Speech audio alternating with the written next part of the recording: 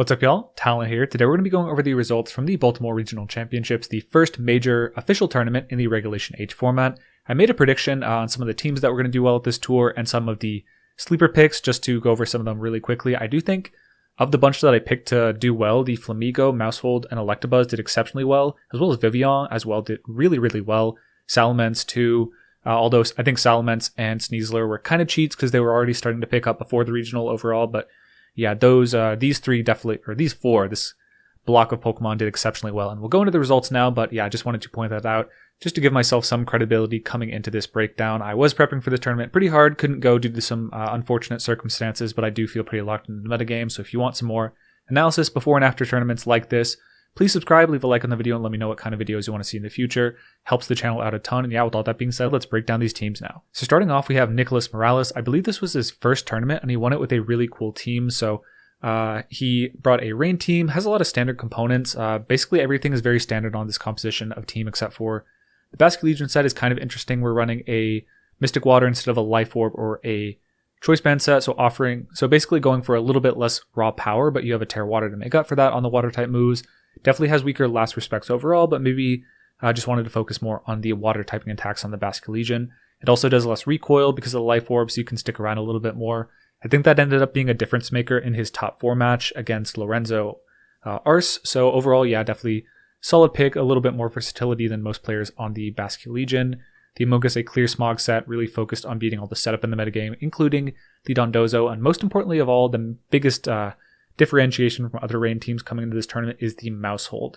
So Maushold, not only very offensively potent with the Wildlands Population Bomb with Technician, doing crazy damage, but by population bombing your Archaludon against primarily physical attacking teams, you're basically only doing about 30 HP because of the successive boosts on the from the stamina on their Archaludon, and that also gives you a boosted up defensively Arch with an Assault Vest on the special defensive side, and then you're able to hit with really strong Electro Shots if you get the Pelipper in to boost up your special attack, or your already boosted physical attacks on the Body Press to do a ton of damage there. We saw a team like this win the first Regulation H tournament, even before the World Championships. Austin Ramos brought a beat-up Maushold with Annihilate, and basically we just see a swap of another Ghost type and Annihilate for a Basculegion, just going for a more traditional Rain composition, and I think it was a Sinistcha over the Amogus, so this sort of team has definitely won, I think it's won the one online tournament. There was a Salamence Rain team that I believe Jody Azarelli brought to this tour, but overall, yeah, definitely a team to be looking out for. We keep sleeping on Rain. Everyone thinks they have good Rain matchups, but these Rain teams do keep winning, so definitely something to track as Regulation H progresses. Congrats once again to Nick, and now we'll move on to a second player, definitely a veteran to the scene, not his first tournament, but was almost his 7th regional title. Fell short in finals, but definitely not a slouch. We have Paul Chua running a really interesting team. It has a lot of just very strong, familiar pieces to him. He has Dragonite, Garchomp, Amogus, Incineroar, and King Gambit. Basically, the King Gambit's kind of interesting. I'd expect a Terra Flying with the Garchomp's Earthquake, just a combo with that, but it did look like he was really relying on the Dragonite's Terra, just going for the Terra Flying. Terra Blast with the multi-scale, you can get intimidated, but it makes the Dragonite way peskier to take down when you have Protect, when you have a obvious attempt for your opponent to chip away your multi-scale. That's a cool option there.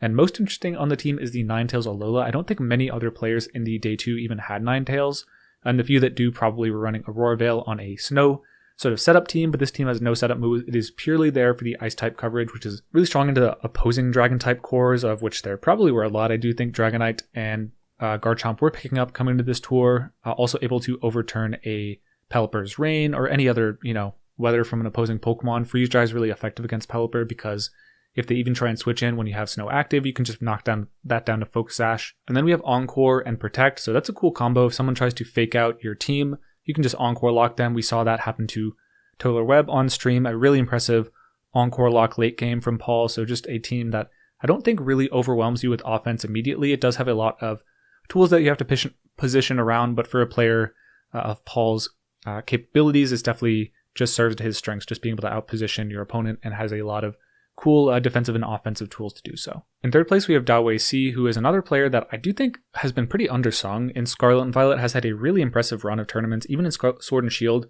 was doing really well at the North American International Championships. Repeated this year with a top 32. I think they had a top 16 at a previous tour, but a really interesting take on Ursaluna Porygon 2, which was probably one of the standout archetypes of this metagame. I think 4 out of 8 of the top 8 ultimately had it, and 2 of the top 4 Unfortunately, none of them could convert to finals, but overall a huge performance for Ursaluna. Most of them were on the Flamigo composition, but this one is a more defensive one. We have a support-oriented Volcarona with Struggle Bug and Will-O-Wisp as well as Rage Powder, really just focusing on limiting your opponent's damage output.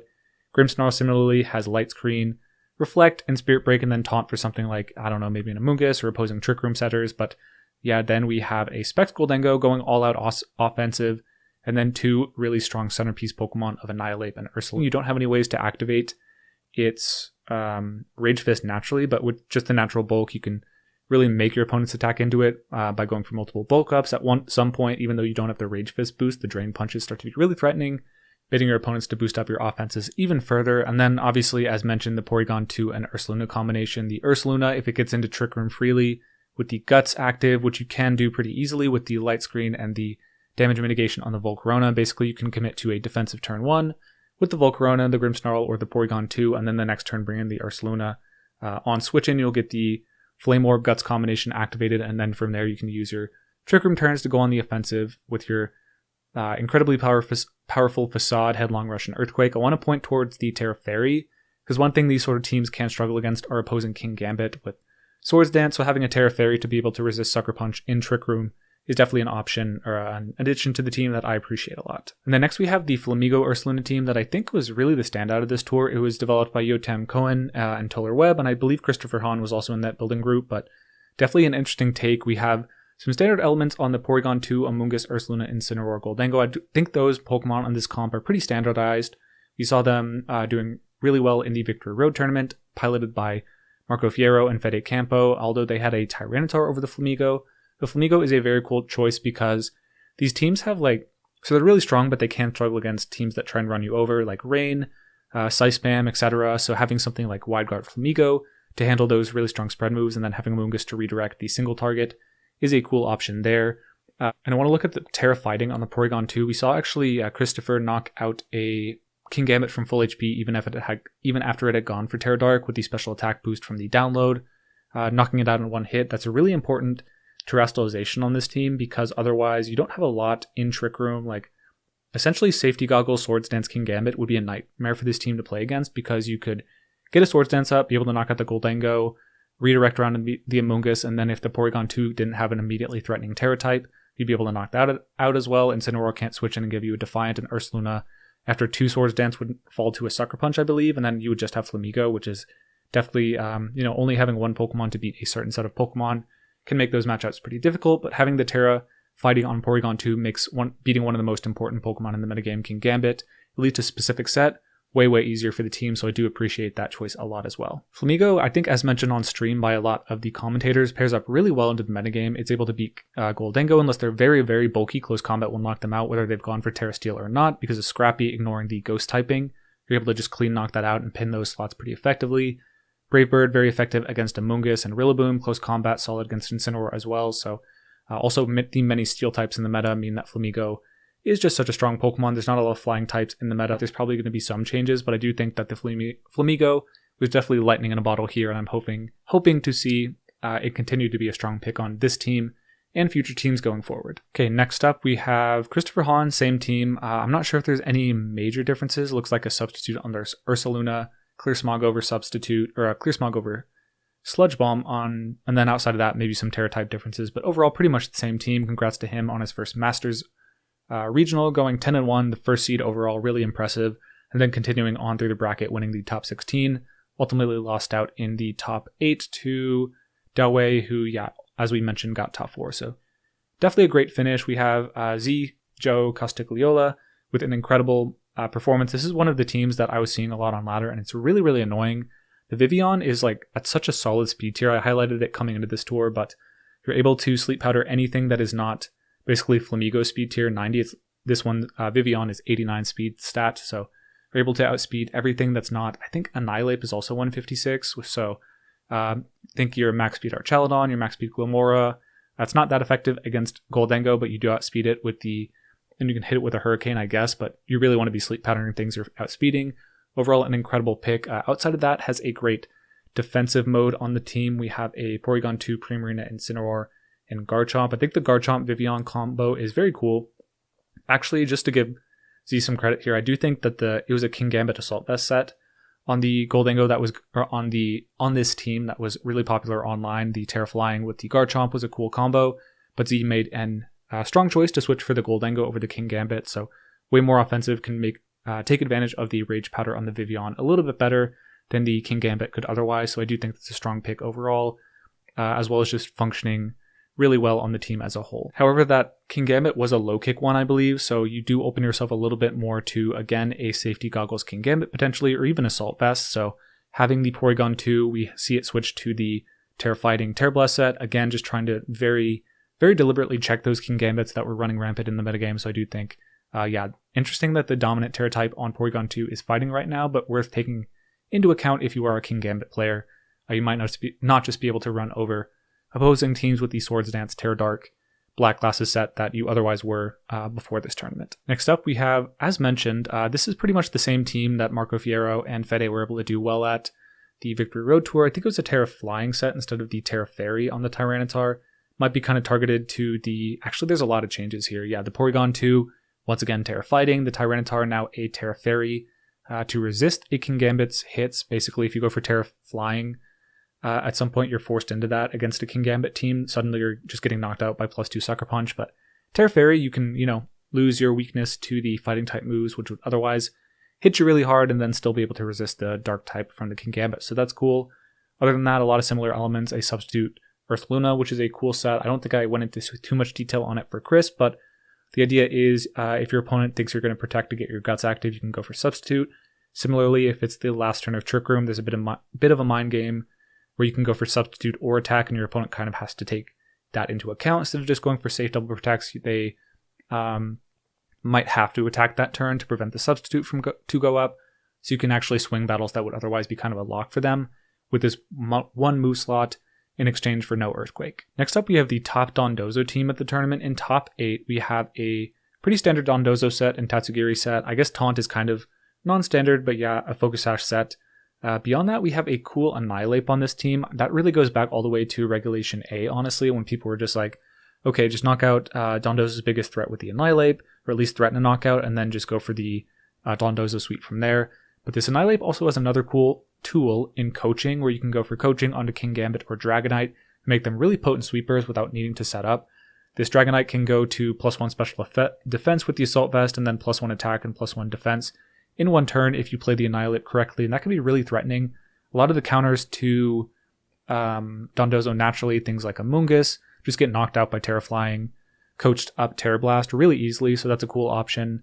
And then we have the Clefable, which I assume is to deal with opposing setup teams. I'm not entirely sure why it's there. I guess you're really scared of Amoonguss on some of the Pokemon here, so maybe for your Annihilate non-Dondozo mode, you essentially go for coaching with the Dragonite, set it up really well, and then switch in the Clefable to follow me any spores with the Safety Goggles. Unaware stops any opposing setup sweepers overall, but yeah, not entirely sure of that last set. And then the King Gambit with the Terra Dark similarly benefits very much from that coaching, getting to absurd levels on this defensive side with the coaching, as well as, you do have Protect, you're not that strong into special attackers, but you can at least Sucker Punch them with a boosted up King Gambit. To give them a bit of a parting shot there. This is a team that's kind of interesting to me. I do expect it to be like something you might see a lot in the Global Challenge if I had to guess. I think this sort of unexpected coaching strategy, if you're not prepared for it, can be very devastating against your Dondozo counterplay, so definitely be on the lookout for that. Now moving into the top 16 teams, I'll probably stop at the top cut just because this video is going to be pretty long already, but yeah, we might feature some of the other teams below there, just some of the more interesting ones, but gonna not go too in-depth into all of them. But speaking of interesting teams, we have WolfClick's top 8 team with the completely unique, not completely, his friend Justin also brought the team, but yeah, unique to them, this Weezing Toedscruel combination. There's a lot of really cool things this team does. So the Weezing just offers consistent special attacking damage with the Terrifier Flamethrower if you want to. It also has Strange Steam, and then Dazzling Gleam and Sludge Bomb. These can be really threatening damage over time with the Choice Specs Weezing, especially when you have a fast Acid Spray Toedscruel to combo with it. You also, because abilities are turned off, Mycelium Might, I think, makes your priority moves, or your status moves, move at the bottom of their priority bracket, I want to say. So Spore will typically move last. However, you're able to navigate around. You're basically able to ignore abilities, I think, on it. So you could actually Spore a Goldengo if you move second. The way speed priority brackets work in Pokemon, in this generation at least, is they're locked in at the beginning of the turn, I want to say.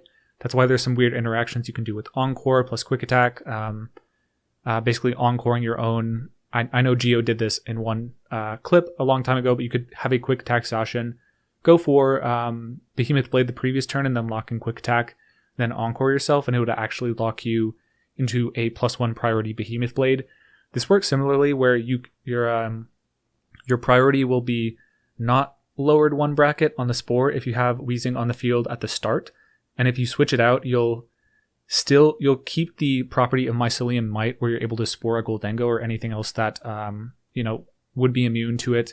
You'd also be able to Spore an Overcoat Pokemon, but you're able to do it using Toedscruel's Speed Stat, which is a cool interaction. Basically, you can catch a lot of people off guard with their Goldengo, just expecting to be safe against the Toedscruel, basically moving last, or not moving last, but the Mycelium Might not being active at the same time as it being a quick Spore. And just switch out and get that Spore active on that Pokemon. So that's a cool addition there. You also have Acid Spray, which functions really well with the choice specs on the Weezing. Earth Power, a really strong offensive option into something like a Incineroar, and then Acid Spray can combo pretty well into itself, honestly. Like 2 Acid Sprays into a Rillaboom is definitely not going to be appreciated. And then Rage Powder to redirect from things like Typhlosion, Weezing, and other offensive Pokemon on the team. You might be thinking, okay, this Toedscruel Weezing stuff is very annoying, but I guess I can get through it. That's kind of where the Typhlosion comes in. If you're able to weather the storm of the Weezing and the Toedscruel, it might not even matter if they have the Typhlosion in the back to just clean everything up. That's kind of the goal. You also have Corviknight plus Garchomp to just set up a Tailwind and then start Earthquake Brave Birding your opposing Pokemon.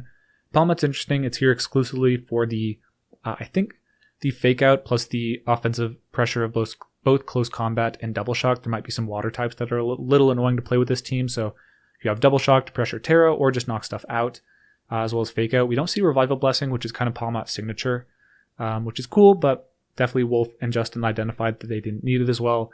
Maybe if you're going for the Toedscruel plus Weezing, you just want to be going for damage in the late game as well as having the maneuverability of Protect. So very interesting team. I do expect to see it a lot on ladder in the future, so definitely get familiar with your matchup into these pretty crazy Pokemon. Next up, we have Justin Tang, 10th place with a team that this was probably my top team I was considering coming to the tour. It's got some really cool picks. Electabuzz, Salamence definitely piqued my interest a lot, as well as an offensive Life Orb Primarina. The idea of the team is to set up the King Gambit with the Black Glasses Terra Dark Swords Den set with the Electabuzz. If your opponent has, say, like an Amoonguss, they can't Spore you because you have Follow Me plus the Electabuzz's Vital Spirit ability to be immune to sleep, get multiple Swords Dances up, or just one and then start taking knockouts really easily. You also have a Terrifier Salamence to outspeed and knock out Goldengos. That's pretty cool. And then you combo a couple of Electrowebs with the Primarina and the King Gambit. You can start outspeeding Pokemon that would otherwise be solid counters to you. So overall, it's a lot of cool Pokemon, as well as being the top placing Sneasler at this tournament. Sneasler, very, very annoying. Fake Out plus Poison Touch, just great in its own right. And then you have the Close Combat plus, the Dire Claw, which is a really annoying move. Basically has a 50% chance to either poison you, sleep you, or paralyze you. It's basically a 17% chance to get one of those each. And if you get the sleep, that's really, really broken. If you get the para, it can be really dangerous for the speed as well as the paralysis. And then poison, you take it, but you might prefer the others, but it's definitely appreciated overall. If you don't get the Poison Touch hit, you can also get another poison chance from the Dire Claw. So definitely a Pokemon that I am very scared of whenever I play it on ladder, or just in general. I would hate to have my tournament run hinge on whether the Sneasler is going to put me asleep. I know a lot of people felt the sting of that this weekend, so definitely something to get used to. Just get familiar with your Sneasler matchup and how you can minimize the chances for them to go for those Dire Claws. All right, next up we have Ethan Matos, which is I think the same team that I was mentioning, or at least with there's definitely some variations here, but the same type of team that Austin Ramos was able to win the first Regulation H team. Same 6 Pokemon except for the Grimmsnarl in place of an Incineroar, setting up the screens for the Annihilate and the Archaludon, but similar concept of the Mousehold, using Beat Up to either set up the Annihilates. Rage Fist, we have Spell Tag to make that even stronger. Sinistcha to heal you up with both it does have Life Dew on this team actually, yeah. But no Rage Powder, opting for Strength Sap for its own longevity. Interesting.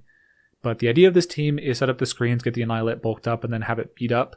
Or go for Beat Up on your Archaludon to boost up your Body Press damage output, as well as having the Pelipper with the Drizzle ability to activate your Electroshots. I just knocking out an Archaludon that is boosted up defensively, has multiple Electro Shots and some screens up, seems really difficult. Also just Hospitality healing on switch in makes this Pokemon very difficult to knock out. Now moving into our next team, I believe this is Riley Factura. Yep.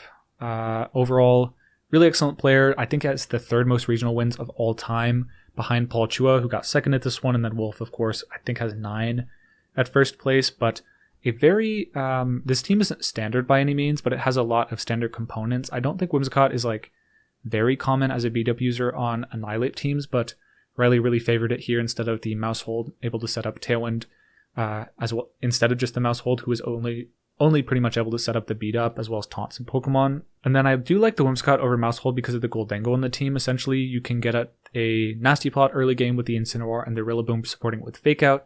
You turn out into your Whimsicott while protecting your Goldengo, and then you go for Tailwind and just outspeed some counters that would otherwise handle you pretty well. You can also go for Tailwind earlier in a game, and if a Dondozo comes in, your Primarina will probably be able to outspeed that and haze it before it can go for another damaging attack, so that's a cool addition as well.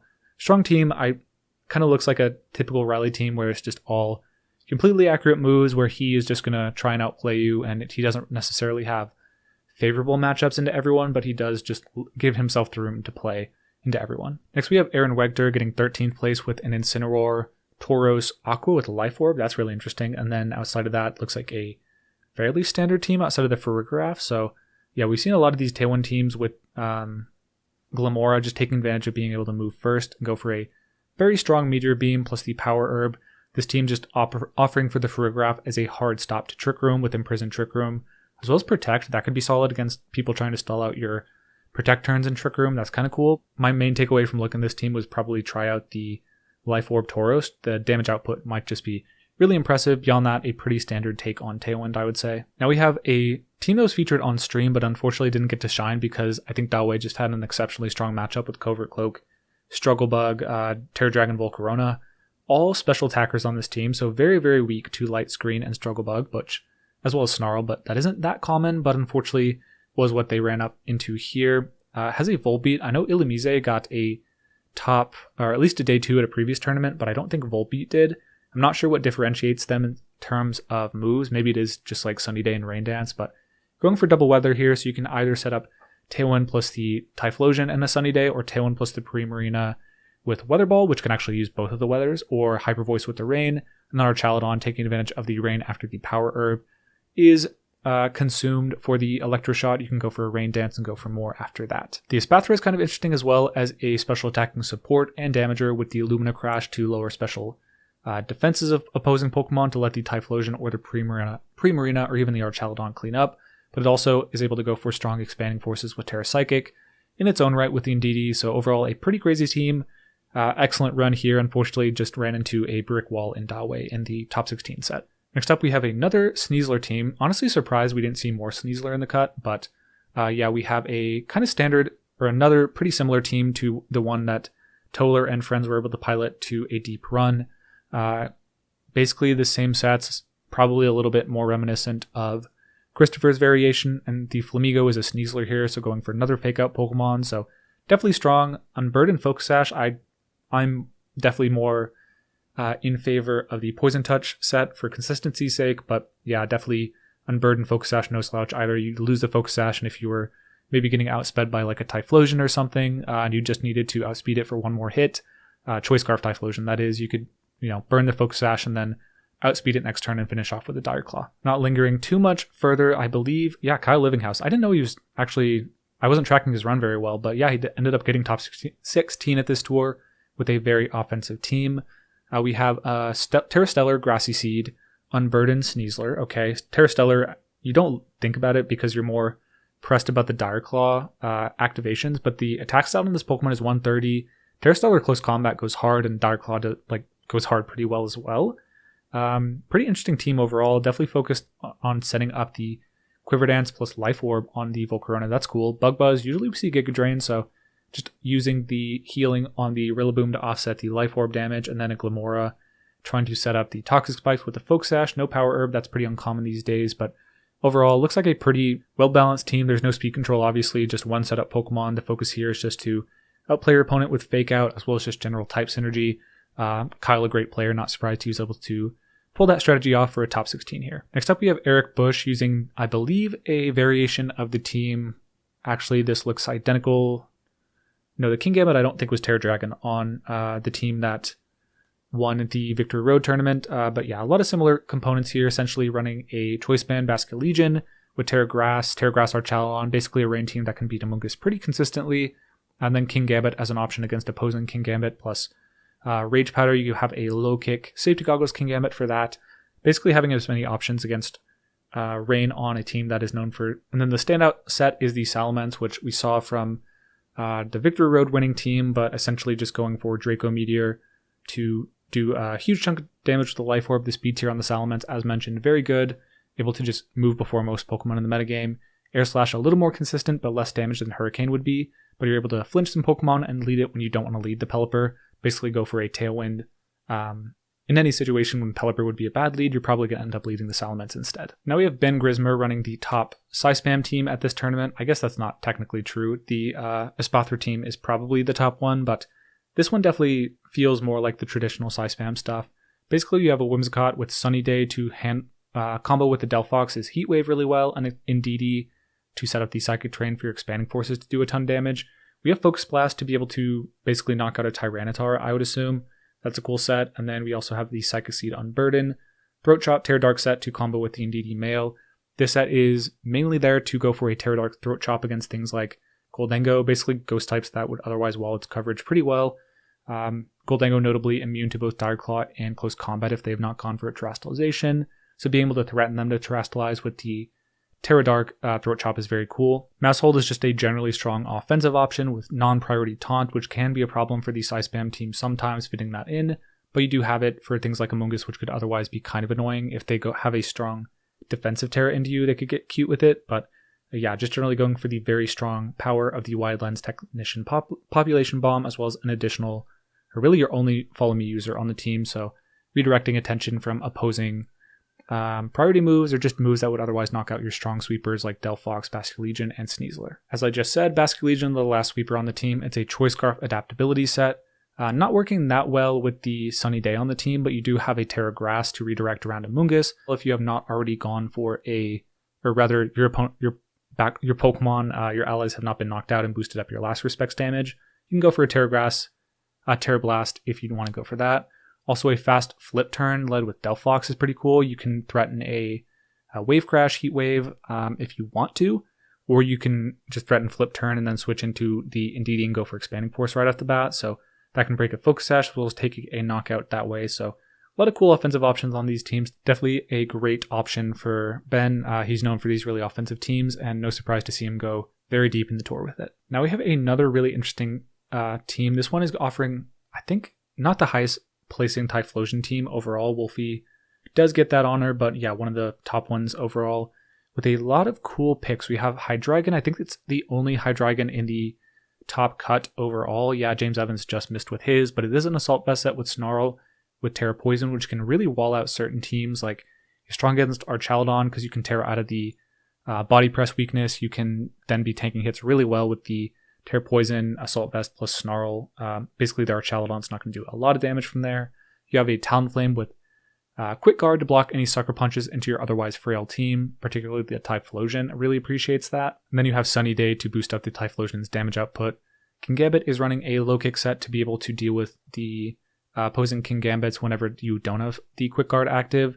Breloom also has Mach Punch to take care of that. Spore buys you a lot of free turns. Under Tailwind as well, just to set up for your Typhlosion to sweep as well as your Garchomp to sweep. So a lot of offensive synergy on this team, but a lot of very capable defensive tools as well. Definitely a scary team to go up against. Okay, now we have Caden Owens using a pretty standard team. This is the sort of Clefable Balance team that I expected coming into the tour. Not many converted to top cut, but this one was. We have a Volcarona with Quiver Dance. Gambit is usually Assault Vest or setup on this team, but going for Black Glasses plus Low Kick, so getting a lot of the same benefits, but having the option to protect. Tauros running Mirror Herb, which does really well against opposing King Gambit because they get to +1, but you get to +2 because of Mirror Herb. That's awesome there. And then a skill swap. Unaware Clefable combination. If you skill swap your own Volcarona, it can effectively become a pretty sound Dondozo answer. You're able to Giga Drain and ignore their defensive boost, and then Heat Wave if they go for Terra Grass. as well. And then Gholdengo, just a strong Pokemon with the Follow Me support and the Fake Out support, just able to go for lots of Specs Make It Rains. And then a defensive Terra to be able to make sure you're going for more instead of going for one strong, Choice Specs Make It Rain. Now the last team here is pretty interesting. It uses Howl, Hisui, and Arcanine to boost up its own offensive power as well as its partners. So that's cool. We've mainly seen coaching since that move was released, but Howl does also boost your own stats, so that's pretty cool. Very physical team. We have Kingambit, Dragonite, and Sneasler. 2 of these can have their attack lowered through normal Intimidate means, so that's a good combo with Howl. And then Sneasler can, but it can also just knock out an Incineroar at neutral with close combat, so that's cool. And then outside of that, we have the Alone Blood Moon Ursaluna in this cut, I believe. Pokemon a lot of people thought was going to be S tier coming into this regulation, but just hasn't had very strong legs thus far.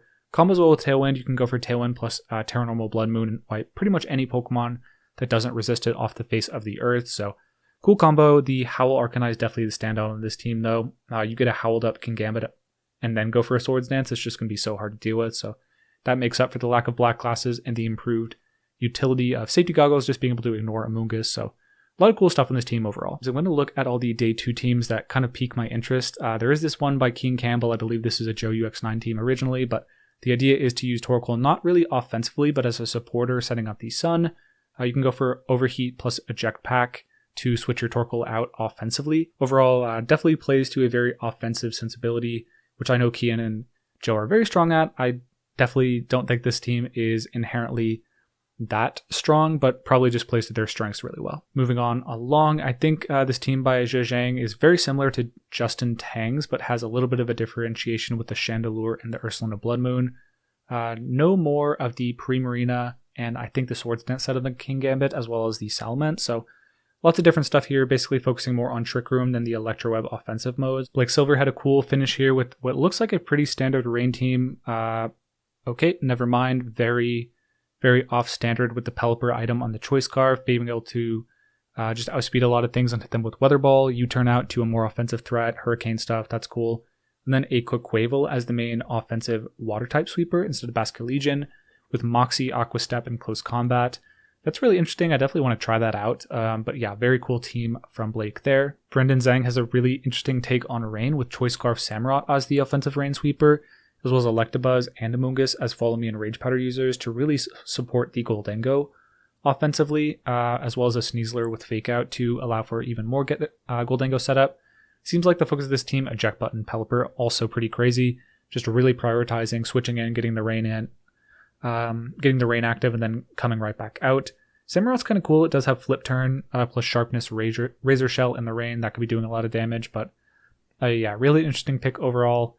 Able to go, I believe that's 2-1 on the day with it, so just missing out on cut. Definitely a team I want to try out in the future, because I really don't think Samurott's very good, but if Brendan Zhang sees some promise in it, he's someone whose opinion on team building I trust a lot, so might give it a go. Okay, moving on down, we have a pretty cool pledge team with Blaziken, Empoleon, and Rillaboom, probably the highest placing Empoleon overall, and running Yawn on it, pretty interesting, as well as a Trick Room mode with the Ferrograph Ursaluna and then the Dragapult, but Trick Room teams also benefit from the grassy plus water terrain, I want to say, because it quarters the speed of all your opposing Pokemon for 4 turns, so that can be really cool to allow a bulky Ursaluna to still outspeed all your opposing Pokemon and hit them with Blood Moons and Hyper Voices. But yeah, cool to see the pledges doing well here. We have VJ Sood, crazy team. Not one of these Pokemon are particularly standard. I guess Tauros and Meowscarada are kind of standard, but still not really. Meowscarada with Overgrow, Terrastellar Flower Trick. If you get to the Overgrow range, that's doing insane damage. Sylveon, kind of interesting. I guess the combination of Fairy plus Fire coverage is really important for this team. Scyther, Wild, with Dual Wing Beat, Thief, and Close Combat. With Eviolite, it can tank hits pretty well, but the Technician Dual Wing Beat definitely going to do a lot of damage. Snorlax is some sort of counter, I don't really know. Thick Fat Assault Vest, I imagine, is really difficult for some special attacking teams to handle. Probably really good into Typhlosion, actually. So that's cool. You can knock it out with high horsepower, and then tank with Thick Fat Assault Vest the damage there. And then the Primarina and the Tauros aren't particularly crazy. No Haze on the Preem is kind of interesting, given there's not a whole lot of dedicated Dondozo counterplay if they've already gone for a resisting Terra to the Meowscarada, but maybe you just try and outplay, just outplay with your damage output. So yeah, interesting team overall. Was able to take a big win on stream. Moving on down, I do know there was a Hypno team that did pretty well. We do have kind of a Blaziken team from Mine Lesotho with the Kojing Blaziken plus a Dragapult if you get the speed boost up. And the Blaziken is on the field. Basically, you can lead the Rillaboom plus the Blaziken. Maybe go Protect U-turn, get the Dragapult in, and then suddenly you can go for a Blaziken that outspeeds the Dragapult before going for Coaching, and then just go for Choice Band, Terra Ghost, Terra Blast, or Dragon Darts, and do a ton of damage that way. It also pairs well with the King Gambit with Assault Vest, so able to get the best of both worlds with the Assault Vest bulk and the Coaching setup effectively, so cool team overall. I think that's going to do it for the off-meta teams that I want to cover. I heard rumblings of I don't know if they made Day 2, I didn't see it, but a Hypno doing pretty well in the tournament with Imprison, Expanding Force, Haze, and Trick Room, just your anti-Psy-Spam and Haze matchup, which is kind of interesting. So overall, great tournament, a lot of really interesting results. Congratulations once again to Nick for winning it in his first tournament ever. Really incredible feat, a lot of interesting stuff we can take forwards for the rest of Regulation H coming into the next official tournament at Dortmund. Going to be a great tour there. If you appreciate this sort of analysis and want to stay tuned to the channel, see what other content we have in Regulation H. Definitely going to do another breakdown of one of these for the Dortmund Regional at the end of the month. So if you want to stay tuned for that, please subscribe, leave a like on the video, and leave a comment what other type of content for Regulation H you want to see. Hope you guys enjoyed, and with all that being said, peace y'all.